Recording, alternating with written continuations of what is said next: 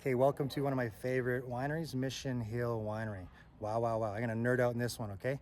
I'm not an expert historian on this, but I love symbology. So, number one, we get this Madonna and Child statue, very similar to, I think it's Michelangelo. You see that Pieta in the Vatican.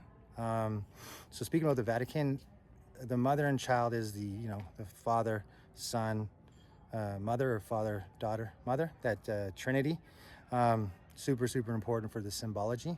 And now we've got the spine here, which is like your whole Kundalini spine with the spirals around it. You see in the ambulance or you see on the hospital, your drug bag with all your medicine.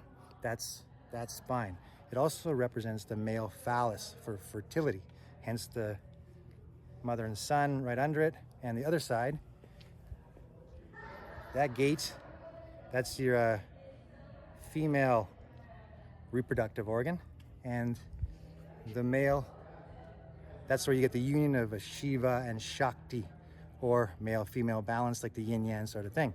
So the male-female creates things.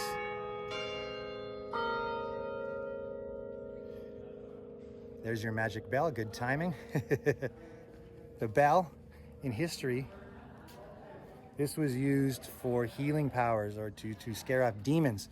I think it represents the heart, the way it goes dup, dup, dup, dup, ding, dong, ding, dong. There's a tempo, 60 seconds. Over here, the chapel would be the crown chakra up here of the human body. And that's where the spiritual center is, right? So it's purple up here, the crown chakra. Over here, we've got the buttresses here, which represent the rib cage. That's kind of the heart of everything, which leads into the stomach. That's why you eat in there.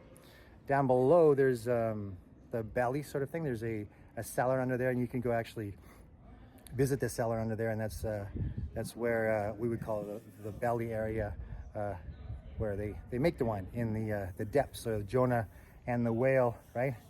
The rebirth sort of situation in all our movies like Star Wars and Lion King and Lord of the Rings, Harry Potter. There's a character that gets reborn from the womb or the belly. So you can see the buttresses and ribs here. Beautiful through there. Next.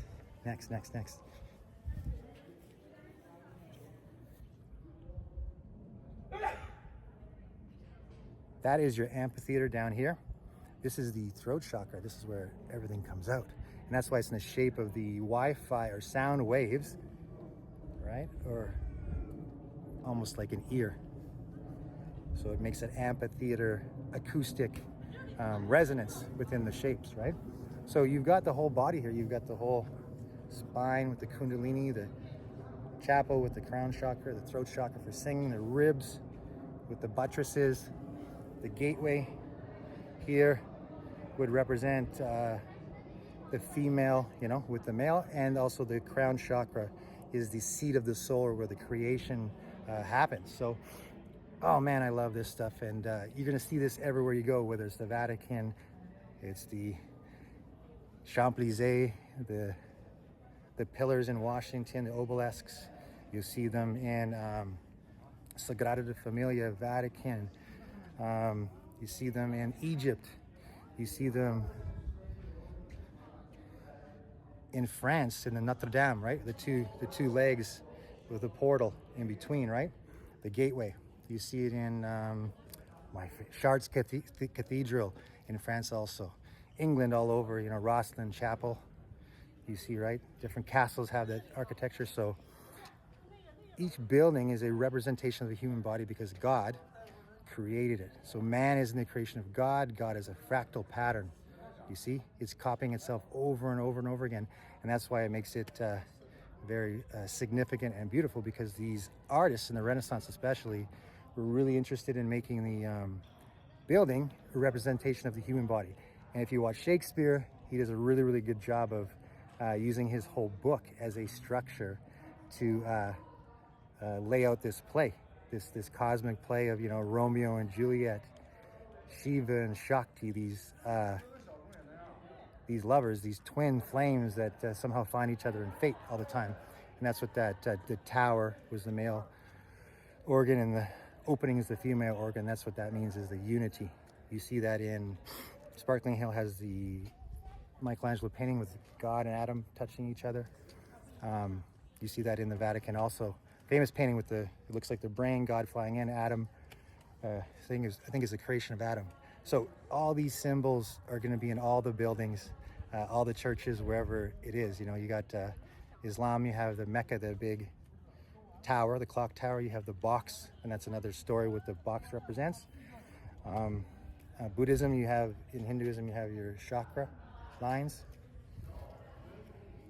In Hinduism, same idea, all the masks of God, the Kundalini energy, the serpent energy going up the chakras, opening up that third eye or that pineal gland, your imagination, your manifestation. So, you know, all the symbols are all around you, and it's quite simple to read them if you know how to read them, if you have the key and the code. So I really like this podcast or little blurb or this video, and I hope you enjoyed it. I do love symbology and nerding out in this. Hey, if you want to walk, go walk around these places. You can lose weight by just touring around, traveling the world, traveling to different towns and cities. It's the best way to get in shape. Take care.